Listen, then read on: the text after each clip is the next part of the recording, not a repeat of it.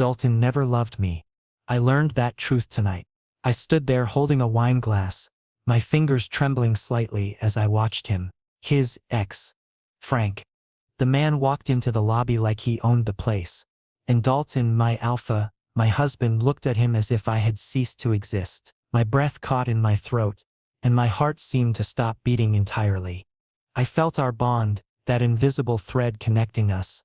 But tonight it felt cold, lifeless, as if Dalton had severed it himself with a single glance. "Dalton," I whispered, but he didn't hear me. Or perhaps he chose not to. Frank approached him with confident strides, and then he reached out and took Dalton's hand. I stood frozen like a statue, the glass still clutched in my grip. People were staring at me. Their eyes held pity, mockery, maybe both. I was an omega, a replacement, temporary. Everything about this moment screamed that truth, and it was written all over my face for everyone to see. Dalton finally glanced my way.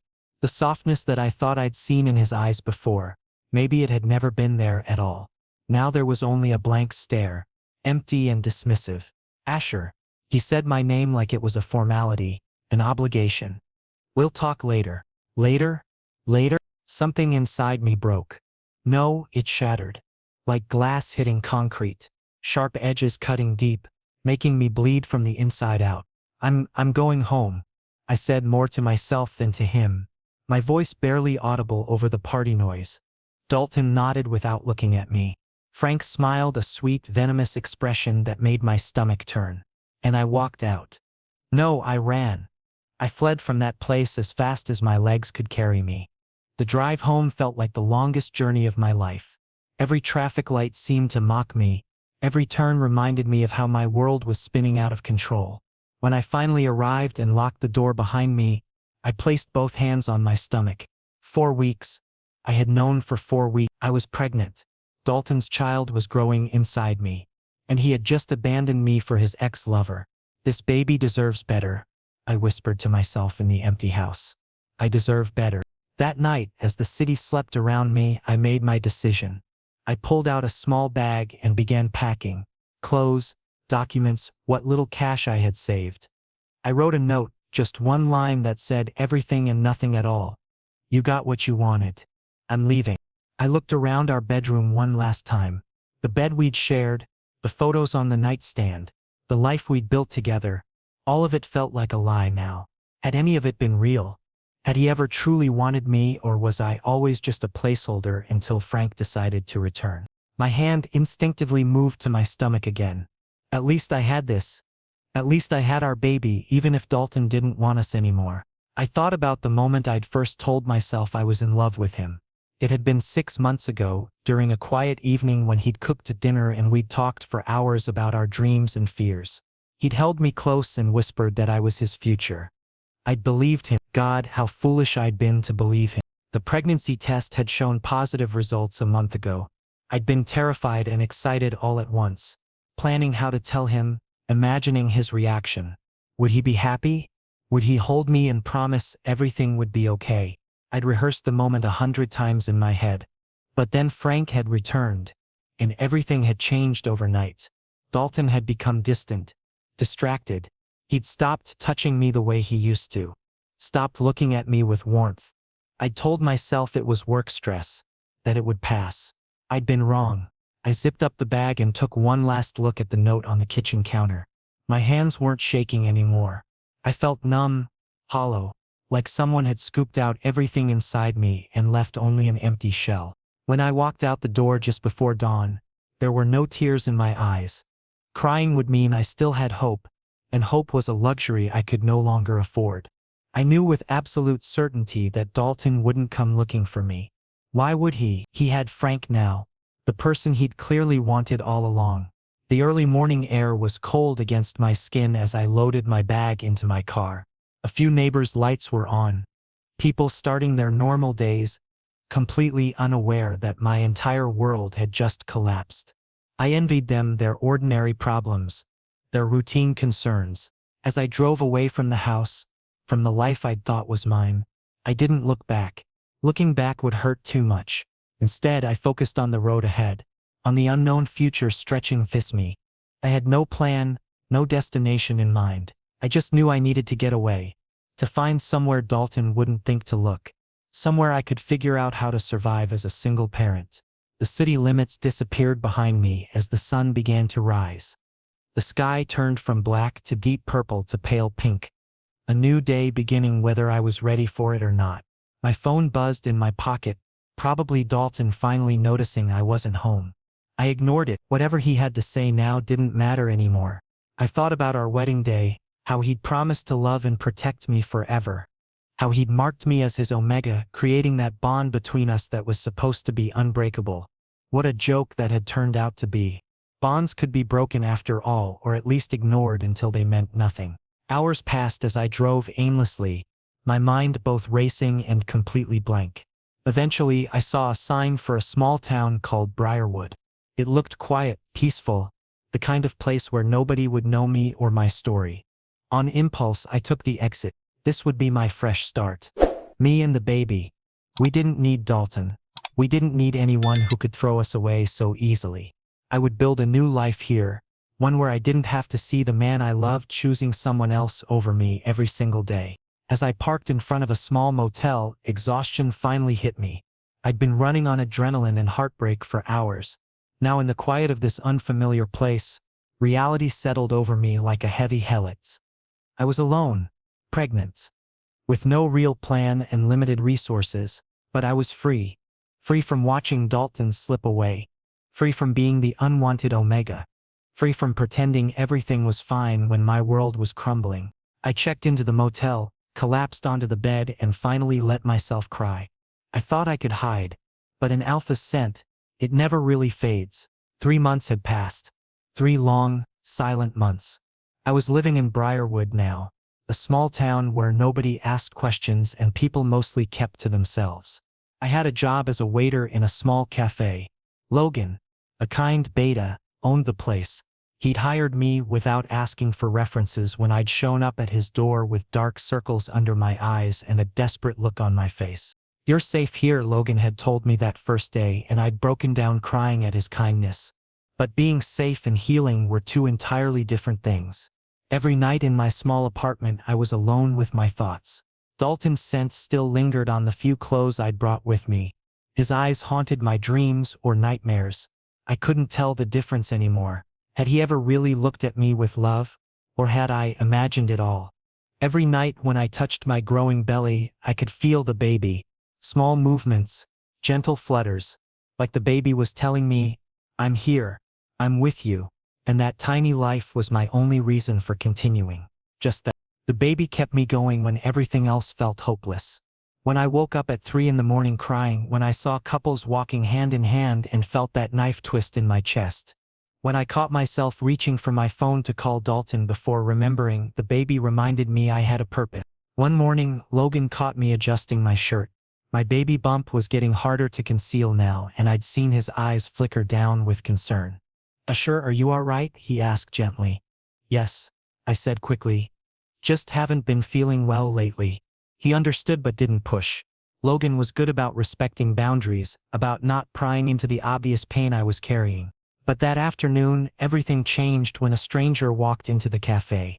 He was tall with a sharp jawline, wearing an expensive suit that looked completely out of place in our small town establishments. And his scent, pure alpha, overwhelming and powerful. My instincts immediately kicked in. Fear. The need to protect. I stepped back automatically, one hand moving to shield my stomach. "Relax," he said with a slight smirk. "I'm not your enemy. What do you want?" I asked, trying to keep my voice steady even though my heart was pounding. "You," he said simply, taking a seat at the counter. "Your name is Asher, isn't it?" My blood ran cold. My heart dropped into my stomach. "You've got the wrong person," I said quickly, picking up my tray with trembling hands. "No, you're exactly who I've been looking for." He leaned in, his voice dropping lower. "Dalton sent me." "No, no, no." I set the tray down on the counter, my hands shaking visibly now. "I don't want to talk to him." "I'm not here to take you back," he said quickly, sensing my rising panic. "I'm here to warn you." His expression turned serious. "Frank is looking for you. And Dalton, he wants to see you. Please. Just one. I have no reason to see him. My voice shook despite my best efforts. He's moved on. Frank is with him now. Wrong. He pulled out a photograph, Dalton looking disheveled and broken, dark circles under his eyes, holding my note in his hand. The room behind him was a mess. This man has been searching for you every single night. He threw Frank out, but he couldn't find you. He's been losing his mind for 3 months. I stared at the photo. Dalton looked lost. Broken. Exactly how I felt. But I had suffered too. Alone. If he wants me so badly, why hasn't he come himself? I demanded. The stranger, whose name was Caleb, as he later introduced himself, paused. Then he said quietly, because he doesn't want to hurt you again. He sent private investigators to find you first. He's afraid to face you directly. He thinks you won't even want to see his face. I said nothing. My mind was reeling, trying to process this information. Dalton had thrown Frank out? He'd been searching for me? None of it made sense with what I'd witnessed that night. Caleb placed a card on the counter. If you ever want to talk or if Frank comes near you, call me. I'm here to protect you. That's my only job. He left, and I stood there holding the photo and the card, my heart torn between hope and fear. Part of me wanted to believe that Dalton regretted everything, that he'd made a terrible mistake, but another part, the part that had been shattered that night, couldn't trust anything anymore. I looked at the photo again during my break. Really looked at it. Dalton's hair was messy, uncombed. His eyes were red and swollen. The room behind him looked like a disaster zone. Papers scattered everywhere, empty bottles on the table. This wasn't the composed, controlled alpha I'd married. This was someone falling apart. Could it be true? Had he really thrown Frank out and spent 3 months trying to find me? Or was this some elaborate manipulation? Some new way to hurt me? Logan came over with a cup of tea.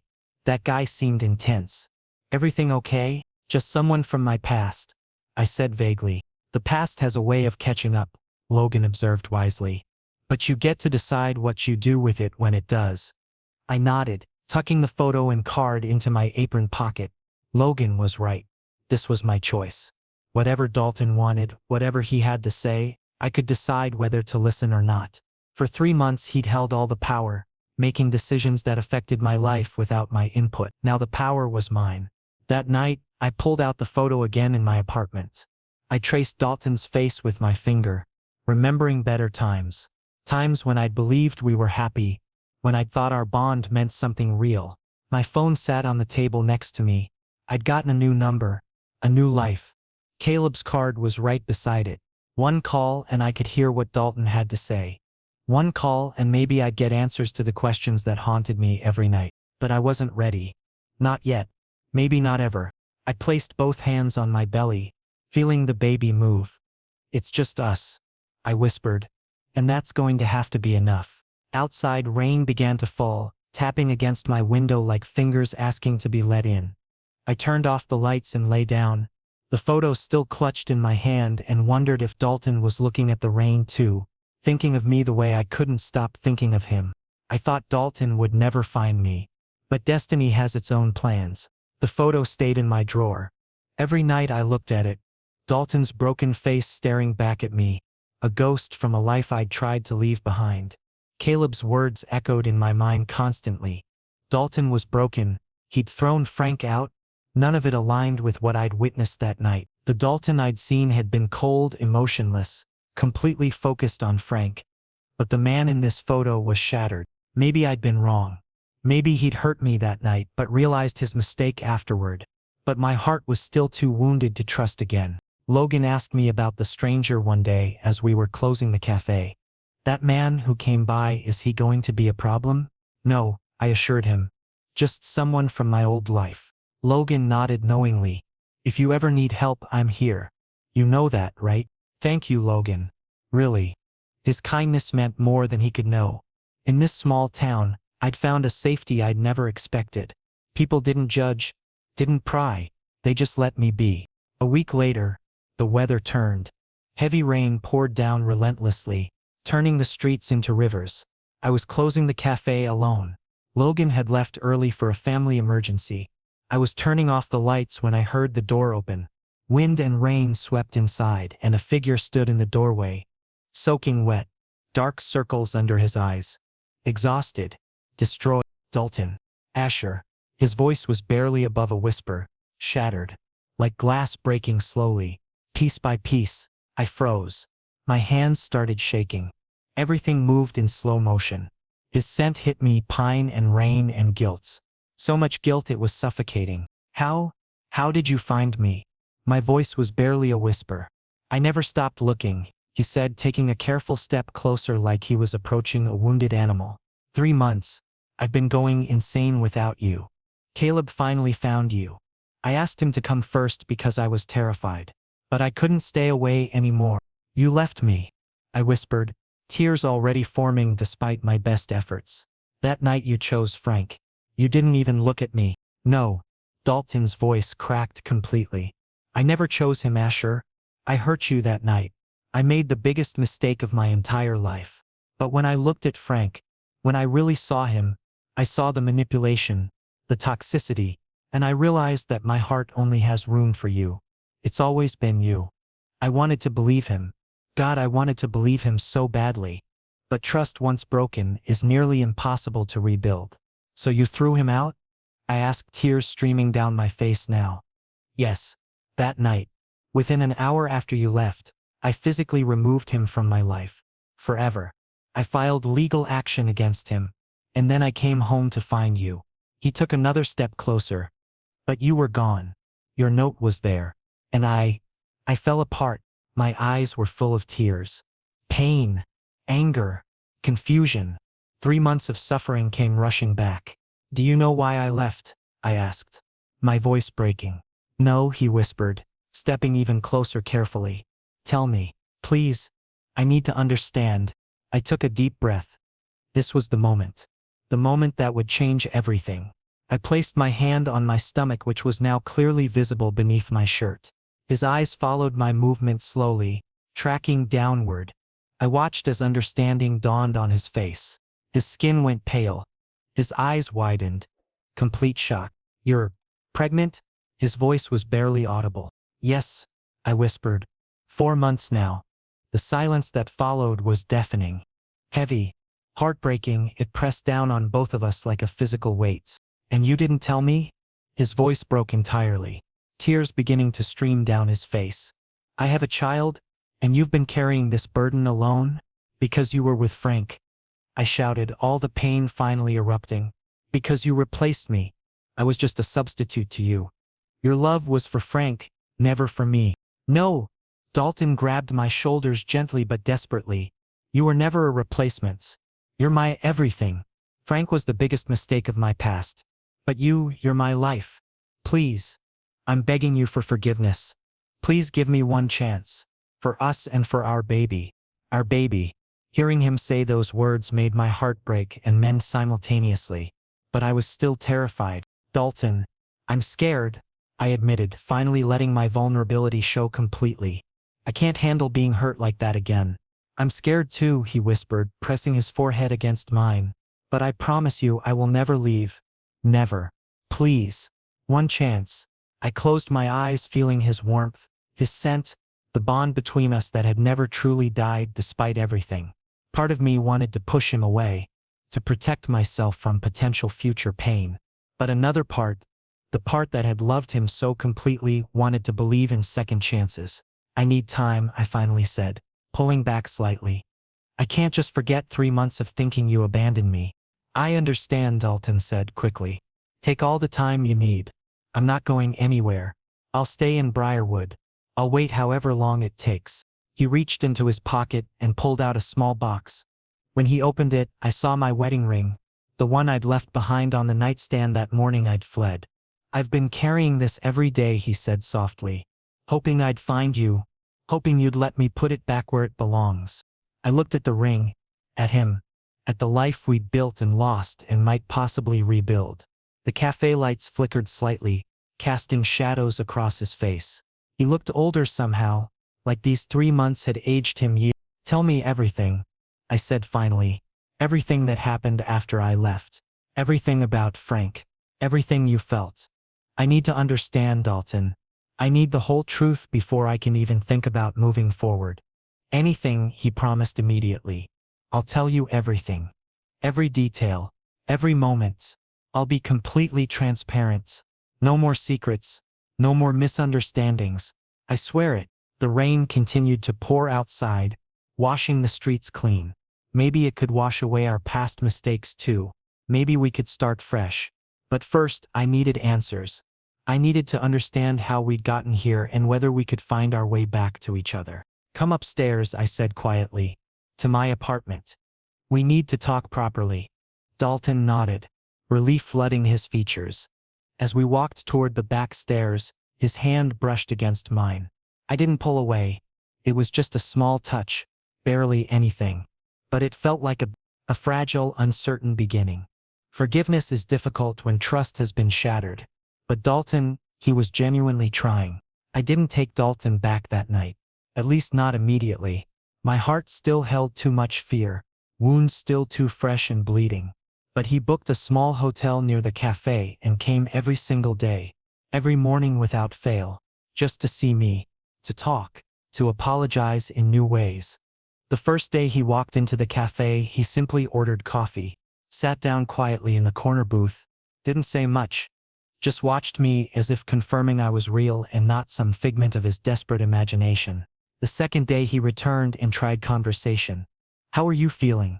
Is the baby doing well? Fine. I gave him a short answer, still keeping my walls firmly up. The third day he brought breakfast. My favorite meal, blueberry pancakes with extra whipped cream. I remember you loved these, he said softly, setting the container on the counter. I stared at the food, memories flooding back. Sunday mornings in our kitchen. Dalton making these exact pancakes while I sat on the counter talking about everything and nothing. Had those moments been real, or had I imagined the happiness? Logan pulled me aside one afternoon when Dalton was waiting outside in the rain. He looks genuinely sorry, Asher. I'm not forcing you to do anything. But, look at his eyes. That man is completely broken. Sorry isn't always enough, I said, but inside my heart was slowly melting. Because I could see it, Dalton was trying. Every single day, consistently showing up even when I gave him nothing in return. A week passed like this. 7 days of Dalton appearing, bringing small gifts, a book I'd mentioned wanting to read, herbal tea good for pregnancy, a soft blanket when he noticed me shivering during an evening shift. Never pushing, never demanding, just present. Finally he invited me to dinner. Please, Asher, let me explain everything properly. You deserve the whole truth. Hesitantly I agreed. Maybe it was time to hear his side, to understand what had really happened that devastating night. He took me to a quiet rooftop restaurant. Soft lights strung overhead, gentle music playing, and complete privacy. Just the two of us. We sat down and silence stretched between us. Not comfortable but necessary. The kind of silence that comes before important words are spoken. Asher, he finally began, his hands fidgeting nervously with his napkin. I want to tell you everything. About Frank. About that night. About all of it. No more secrets.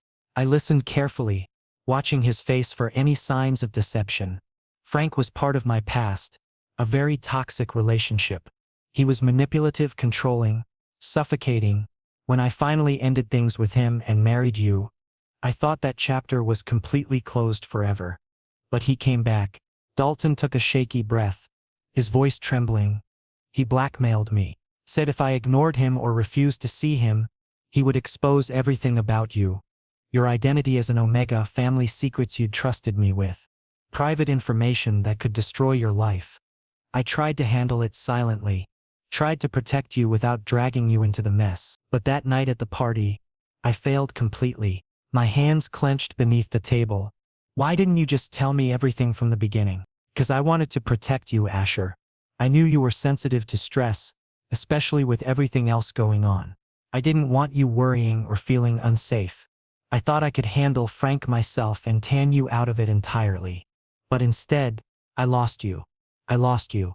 And our baby. His voice cracked with emotion. I studied him carefully. His eyes were bloodshot and honest, vulnerable in ways I'd never seen before. For the first time I was seeing the real Dalton, the person behind all his alpha confidence and control, someone who was scared and guilt-ridden. Where is Frank now? I asked quietly. In legal trouble. Serious trouble. Blackmail, harassments, stalking, multiple charges. I went to the police that very night after you left. Showed them all the evidence I'd been collecting. He's in jail awaiting trial. He'll never come near us again. I absolutely promise you that.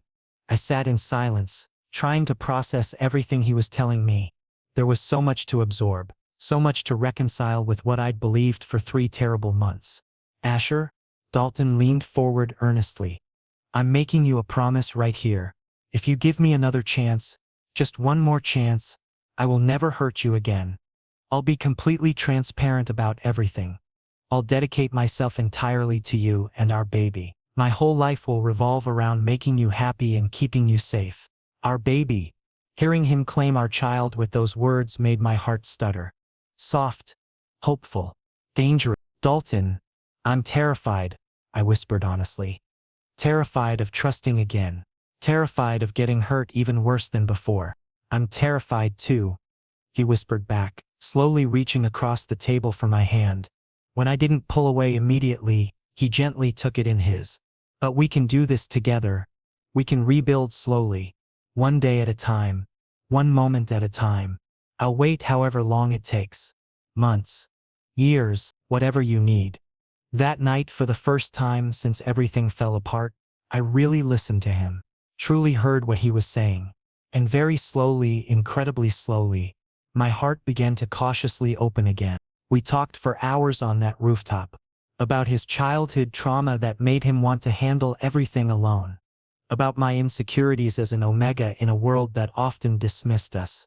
About our dreams for the future and fears about parenthood. About the baby growing inside me and what kind of parents we wanted to be. I'm in therapy now, Dalton admitted as we finally prepared to leave. Dealing with my control issues, my fear of vulnerability. All the baggage Frank left behind. I want to be better for you. I need to be better. I nodded slowly. That's good. That's really good. He drove me back to my apartment, and for the first time I invited him up to the door. Not inside, I wasn't ready for that yet. But to the door. Thank you for listening tonight, he said softly, for giving me a chance to explain. This doesn't fix everything. I warned him. It's going to take time, Dalton. A lot of time. I know, he agreed quickly. And I'm prepared for that. I'll prove myself to you every single day if that's what it takes. As I watched him walk away into the night, I placed a hand on my belly. The baby kicked gently, as if offering an opinion on everything that had transpired. What do you think? I whispered to my unborn child. Should we give him a chance? The baby kicked again, and I smiled despite myself. Maybe, just maybe, we could find our way back to each other after all. Accepting forgiveness isn't a single decision. It's a process.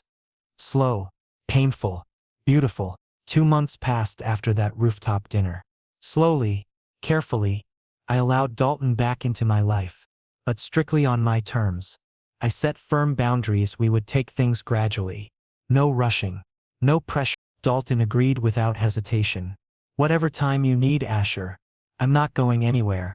At first, we only met at the cafe. Then we started taking walks together through Briarwood's quiet streets. Then occasional dinners. Gradually, the walls I'd built around my heart began to lower. Brick by careful brick. After a month, I agreed to return to the city, but with conditions. Dalton arranged a spacious apartment where I had my own private room. Separate space. Safety. He never pushed for physical closeness or intimacy. He remained respectful, patient, understanding of my need for boundaries. Every morning he made me breakfast.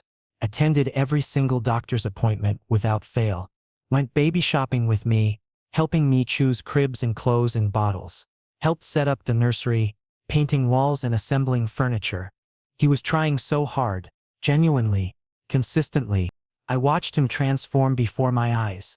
He became more emotionally open, talking about his feelings instead of bottling them up. He apologized when he made mistakes, even tiny ones.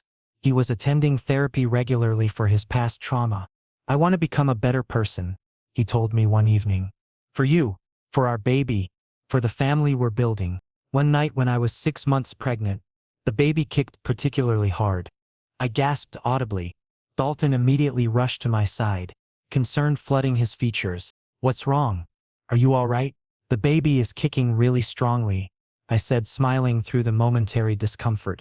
Would it be okay if I felt it?" he asked hesitantly, hope and fear mixing in his expression. I nodded permission. He carefully placed his hand on my swollen belly. When the baby kicked again, strong and unmistakable tears instantly filled his eyes. "This is really happening," he whispered in wonder and disbelief. "We're really having a baby." "Yes," I confirmed, smiling genuinely now. "This is completely real." "I love you so much," Dalton said, looking directly into my eyes with absolute honesty. "You and this baby. I will never leave again. That's my solemn promise." "Do you really promise?" "I promise," he said firmly, his hands still resting on my belly where our baby moved. That night, for the first time in 3 long months, I slept beside him, in his arms, feeling safe, feeling loved. Trust was slowly being rebuilt, piece by fragile piece. The next morning when I woke, Dalton was already in the kitchen making breakfast and humming softly. It was such a small, ordinary moment, but for me it meant everything. This felt normal. This felt like home. "Good morning," he greeted me when he noticed me in the doorway, his smile completely genuine. "Good morning," I replied, and for the first time in months I truly meant it. As the weeks continued, we fell into comfortable routines. Dalton would wake early and prepare healthy meals. We'd eat together, talking about baby names and nursery themes and our hopes for the future. He'd go to work but call me multiple times throughout the day just to check in. We'd have dinner together every evening, sharing stories about our days. We also started couples therapy together, learning how to communicate better, how to express needs and fears without judgment, how to rebuild trust after betrayal. It wasn't easy. Some sessions left us both emotionally drained and raw. But we kept showing up, kept trying, kept choosing each other. "Communication is everything," our therapist emphasized. "You both need to feel safe expressing your true feelings without fear of judgment or abandonment." Dalton took this advice seriously. He started sharing more about his day, his worries, his dreams. He asked about my feelings constantly, genuinely wanting to understand my emotional state. He read books about pregnancy and omega-3. He researched parenting techniques. He was fully invested in our future. One evening, I found him in the nursery, assembling a rocking chair. He looked up when I entered, paint smudged on his cheek. "I wanted to finish this before the baby arrives," he explained. "I picture rocking our child to sleep here, singing lullabies, making memories." My heart swelled. This was the partner I'd always wanted, present, engaged, dreaming alongside me. "I forgive you," I said suddenly, the words surprising even myself. "For that night. For everything. I forgive you, Dalton." He dropped the screwdriver he'd been holding and crossed the room in 3 quick strides. "You do?" "Yes," I confirmed. "You've shown me every single day that you've changed, that you're committed, that you choose us. I see it, and I believe it now." He cupped my face gently in his hands. "Thank you. Thank you for giving me this chance. I won't waste it. I swear." We kissed, then soft and tender and full of renewed promise. The baby kicked between us as if celebrating the moment. "Our baby approves," I laughed. "Smart kid," Dalton grinned, placing both hands on my belly. "Takes after you." As we stood there in the half-finished nursery, surrounded by baby furniture and paint cans and hope, I realized something important. Love isn't about perfection. It's about choosing each other repeatedly, even after it's about growth and forgiveness and building something stronger from broken pieces. "I love you too," I whispered. I never stopped, even when I wanted to. "I know," he whispered back. I felt it through our bond. Even when everything else was broken, that connection never completely died. He was right. Our alpha-omega bond had endured despite everything, stretched thin and damaged, but never fully severed. And now we were strengthening it again, weaving it back together with patience and commitment and genuine love. That night, we moved my belongings into his room. No more separate spaces. No more walls between us. We were building our life together again, preparing for our baby's arrival, creating the family we both desperately wanted. As I fell asleep in his arms, I felt peaceful for the first time since that terrible night. The past couldn't be changed, but the future was ours to shape, and we were going to shape it together. Life isn't perfect, but when you're with the right person, even the imperfections become beautiful. 2 months later, at 8 months pregnant, labor began suddenly. Intense, painful, frightening. But Dalton was beside me every single second, holding my hand, encouraging me, kissing my forehead, whispering words of strength. "You can do this, Asher. I'm right here with you. Always." And then a cry. Sharp, clear, absolutely beautiful. A baby boy. Small and perfect. Black hair like Dalton's. Gray eyes like his father's. Fair skin like mine. "Congratulations," the doctor announced, placing our son on my chest. I cried. Dalton cried.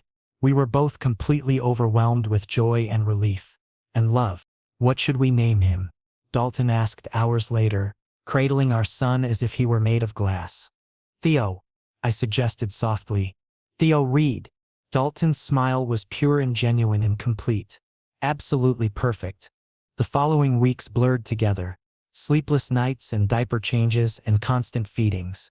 But also incredibly beautiful. Dalton woke whenever Theo cried at night, changed diapers without complaint, prepared bottles, sang lullabies in his he voice. He was completely involved and present. I observed his dedication with gratitude. His love wasn't just directed at me anymore. It extended fully to Theo as well. He was the father I'd always hoped he would be. A month after Theo's birth, we officially renewed our bond.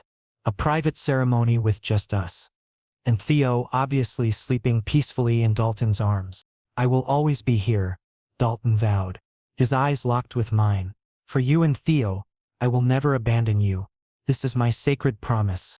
And I'm here for you," I responded, happy tears streaming down my face. Always and forever. We kissed soft and meaningful, and filled with commitment. Theo chose that exact moment to wake up and cry, making us both laugh. "Welcome to parenthood," I said through laughter and tears. "Best thing that ever happened to me," Dalton replied, gently kissing Theo's tiny forehead. "Both of you." Life wasn't flawless after that. Sometimes old fears resurfaced unexpectedly. Sometimes doubts crept in during quiet moments. Would this happiness last? Would something come along to destroy it? But Dalton was always there, reassuring me, loving me, choosing us every single day. We continued couples therapy together, working on communication skills and conflict resolution. Dalton maintained his individual therapy sessions as well. I also prioritized my mental health, seeing a counselor who specialized in postpartum emotions and past trauma. We were both committed to becoming better people for ourselves and for Theo. One afternoon, I found Dalton in Theo's room, just watching our son sleep in his crib.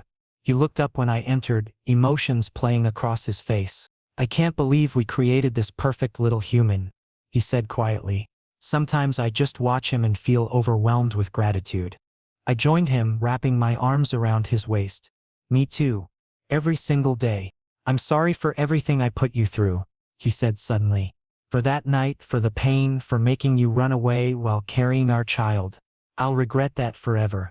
"I know," I said simply. "But we're here now. We survived.